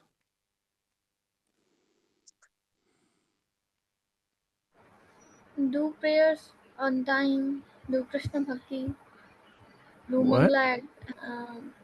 I think. But what if you're like really sick and really old and you can't attend Mangal Arti? Does that mean you're not sincere? At that time, we can do Bhakti in our heart. Yes. Yes. The definition, let me read to you the definition of sincere, okay? Sincere is free from pretense or deceit, proceeding from genuine feelings, not dishonest or hypocritical. Actually, there's a French word, this is actually a Latin word. Here's a little language, guys. Now you'll be one of the only ones probably in Pakistan or in the world who understands the linguistic explanation of sincere. You know wax? Wax? Like wax. So in Latin languages like French or Spanish, wax is called cire. It's spelled C-I-R-E and it's pronounced cire, like S-I-R, cire. And the word without, or like adharma or ahimsa, without, is sin. Not sin like a sinful, nothing to do with it. It's just sin, or in French, sang. So sincere or sans cire literally means without wax. In other words, the wax that people put in the old days on top of something to protect it or to make it shiny or to make it look like it's, better than what it actually is. So without the wax, that's what sincere means. Right. So without hypocrisy. So without any false curtain. yes, without any false curtain. So we should pray to Krishna We that can say like Prabhu. we can say Simple by heart. Simple by heart. yes, Or simple by simplicity. heart. Yeah, simplicity and straightforward. Okay. Straightforward, not lying, not being diplomatic, not pretending to be more advanced than one actually is. Not putting on a show of how advanced one is and how devotional one is, and for example, just being very honest and straightforward. Like this is what you see is what you get, and this is where I'm at. I'm not more advanced than I am, and I'm not gonna pretend, and and also I really want Krishna, or at least I want Krishna. I want my motivation deep, deep inside, in spite of all my, frustrated material desires and hankerings for this or that. I pray that at least at the core of my heart, I can have one drop of just only really desiring to please Krishna and nothing else. That's sincere. So Prabhupada says this is an important qualification for devotional service. But Prabhuji, how can we be overcome from the ahankara of when we become advanced in devotional service? We feel some like I'm advanced and I'm good, and we pretend some overness. Yeah, So, ahankara is always making us think we're so advanced, isn't it? yeah. So if we pray to Krishna, like if the fact that we're admitting this, that's already a good sign. Just like there's this famous pastime that one disciple told Bhaktisiddhanta Saraswati Thakur, Guru Maharaj, I'm making no advancement in spiritual life. And according to that story, Bhaktisiddhanta Saraswati said, actually, that's a good sign. You are making advancement because you're feeling like that. So the fact that you're recognizing that, this ahankara, and I'm always, start to think I'm so advanced and so on, that itself is a good sign. It's a good sign. A friend yesterday during Prasadam time told me that he's so humble. He won the French national competition for the most humble. He's joking. Like I am the most humble person. I won the gold medal for most humble. The idea itself makes no sense. It's a contradiction. Who's next on our reading list? We have who just read? It was Roshni, right? You read, right? So I think do we have Shobha? Yes, Prabhuji. You didn't read yet. Okay, well, go ahead. Read now. Okay. One should accept this opportunity to return home back to Godhead very enthusiastically. Without enthusiasm, one cannot be successful even in the material world. One has to be very enthusiastic in his particular field of activity in order to become successful. A student, businessman, artist, or anyone else who wants success in his line must be enthusiastic. Similarly, one has to be very enthusiastic in devotional service. Enthusiasm means action. But action for whom? The answer is that one should always act for Krishna. Krishna. Krishnartha Khila Cheshta. He's quoting Rupa Goswami's actual verse. Okay. Yeah, so we have to. That's pretty self-explanatory, isn't it?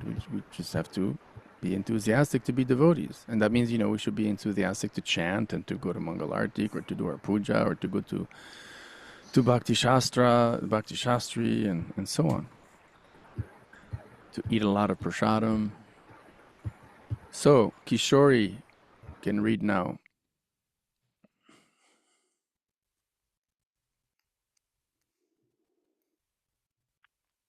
Do we have Kishori Lakha with us? No, Prabhu. She has left the meeting because of electricity issue. Okay, so then the next person up is Hitika. I'm sorry. How do you pronounce your name? You're right, Prabhu. It's Hitika. Hitika. Yes. So go for it, Hitika. In all cases. Oh, you need the actual. You want me to share it? Okay. Right. It's ready, isn't it? You see it in all phases of life? In all phases of life, one has to perform devotional activities under the direction of the spiritual master in order to attain the perfection in Bhakti Yoga. It is not that one has to confine or narrow one's activities. Krishna is all pervading, therefore, nothing is independent of Krishna, as Krishna himself states in Bhagavad Gita. Yeah, sorry. He's going to quote this verse and you'll read it. But I love this statement, It is not that one has to confine or narrow one's activity. Krishna is all pervading. Krishna is everywhere. So again, yukta vairagya. Yukta, except for becoming a butcher and, work in a casino, except for working, with the four regular, the breaking the four dharma, the four pillars of dharma, sky is the limit to engage your talents in Krishna's service. So musicians, architecture, poets, anything, everything is open. And I love this statement. One should not, narrow or confine one's activities, precisely because Krishna is everywhere. So like you can connect with Krishna literally like everywhere and anyhow.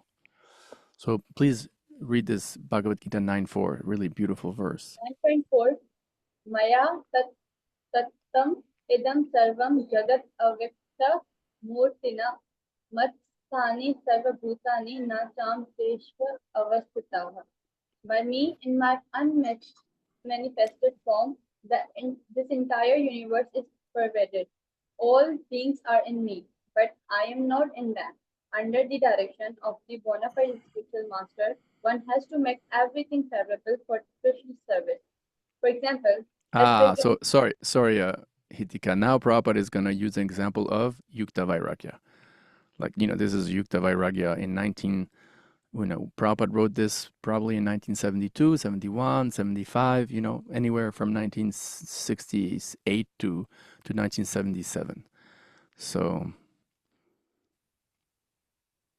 please, this is wonderful. This part here, I love it. And you should also like it. For example, go ahead, please. For example, at present time, we are using a dictaphone. The materialist who invented this machine intended it for businessmen or writers of modern subject matters. He certainly never thought of using the dictaphone in God's service. But we are using this dictaphone to write Krishna conscious literature. Of course, the manufacture of the dictaphone is wholly within the energy of Krishna. All the parts of the instrument, including the electronic functions, are made up from different combinations and interactions of 5 basic types of material nature, namely Bhumi, Jala, Agni, Vayu, and Akash. The inventor used his brain to make this complicated machine, and his brain, as well as the ingredients, were supplied by Krishna. According to the statement of Krishna, Vatshani Sarvabhutani, everything is dependent on my energy. Thus, the devotee can understand that since nothing is independent of Krishna's energy, everything should be due. Dovetail. You know what the word dovetail, do you understand? The word dovetail, Prabhupada used that term a lot. Like a dove, the tail of a dove is like two kind of like, isn't it? Two, what's it called? Plumes. So they both converge in the same, in the same place. So you have Krishna and then material energy of Krishna, and so they come together. That's my understanding of the word dovetail. So I love this thing, everything should be dovetailed in Krishna's service. Again, like when I told you this story when Prabhupada was traveling, he told Hridayananda Maharaj one time, my godbrothers are criticizing me that I am flying around the world in a plane, in jet planes. And then he turned to Hridayananda Maharaj and he said, should I be such a fool and walk and imitate Lord Chaitanya and walk barefoot?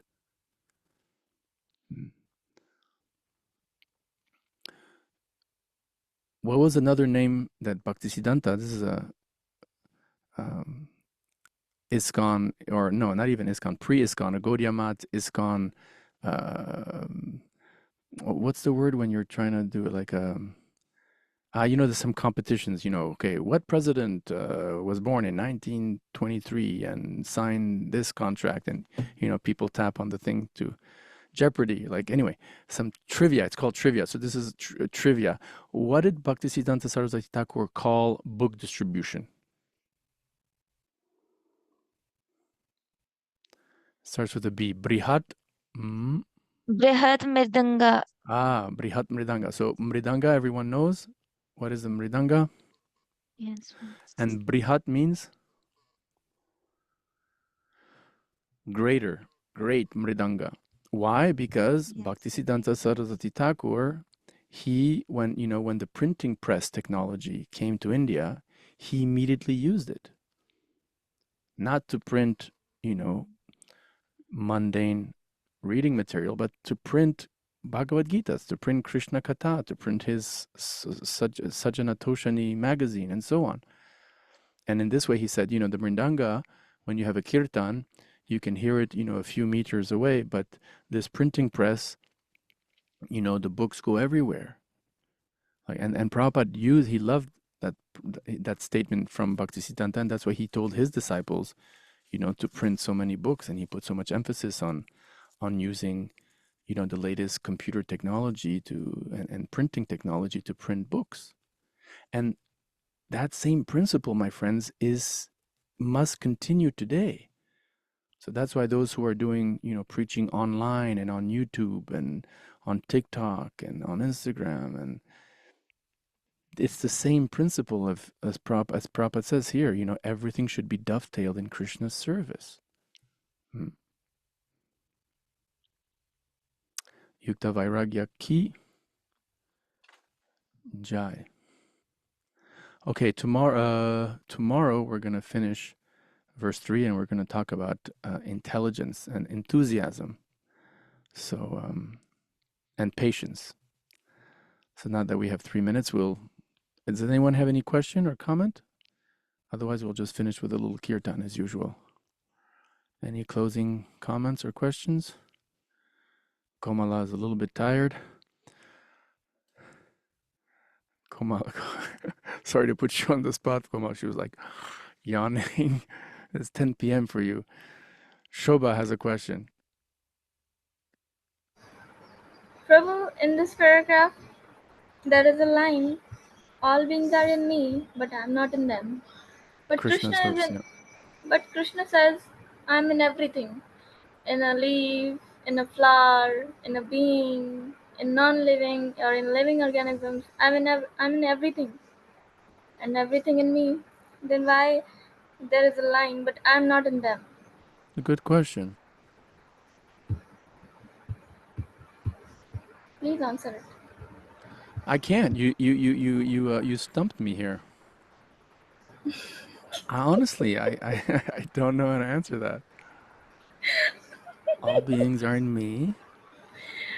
But he is, Ishvara Sarvabhutanam Hrideshe Arjuna Tishtati. He says in 1861, I'm seated in everyone's heart. So how is it that he's not, I'm not in them? Well, in a way, in the sense that, you see, like Krishna contains everything and everyone, isn't it? There's nothing beyond Krishna. Like within, that's why he says, Aham Sarvasya Prabhavo Matak Sarvam Pravartate. Like everything and everyone also emanates from Krishna. Yeah. So in that sense, it's not the other way around. It's not that God is coming from the jivas. You see what I mean? Or God in his totality is inside the jiva. The jiva is limited, and it's actually the jiva who emanates from God or from Krishna, right? Or the material world that emanates from Krishna. But he's talking about jivas, all beings. So forget the material world for a second here. So yes, Krishna, all beings are within God, but God is, of course, localized within each individual being. But it's not that God is fully present within. Like, in other words, God does not emanate from the jivas. It's the other way around. So in that sense, he's not in them. That's the way I would explain it. It makes sense. Okay. Okay, Prabhus and Vaishnavis, or, Prabhus and Matajis, that discussion, like, should we call it Prabhus and Matajis or Vaishnavas and Vaishnavis, or we won't get into that. We'll just mute for a few seconds and do a few little kirtan. That was a good session today. We were reminded of being humble, which I need to remind myself of a lot. So, Srila Prabhupada Ki Jai. Jaya Jaya Shri Chaitanya Jaya Nityananda. Jaya Shri Chaitanya Jaya Nityananda. Jaya Jaya Shri Chaitanya Jaya Nityananda Jaya Dvaita Chandra Jaya Gaura Bhakta Vrinda Jaya Dvaita Chandra Jaya Gaura Bhakta Vrinda Nitai Gauranga Nitai Gauranga Nitai Gauranga Nitai Gauranga Jaya Sachinandana Gaura Hari Jaya Sachinandana Gaura Hari Hare Krishna Krishna Krishna Hare Hare Hare Ram Ram Hare Hare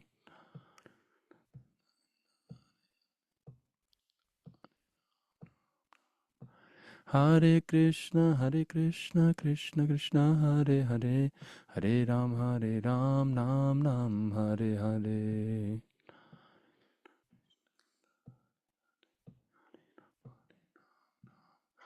Hare Krishna Krishna Krishna Hare Hare Hare Rama Rama Hare Hare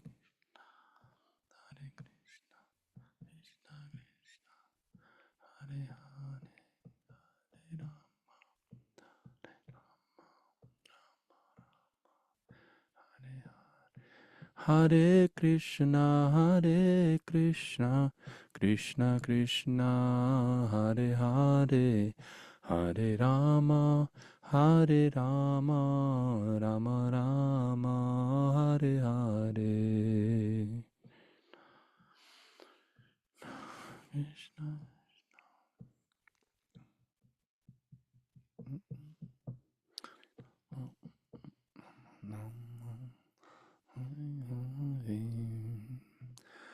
Okay, everybody, good night. Have sweet dreams of Thank you so Krishna, much, Prabhu. and we'll all meet tomorrow. Rupa Thank Goswami you, ki Prabhuji. jai, Srila Prabhupada Jai, ki Hare Thank you so Krishna. much.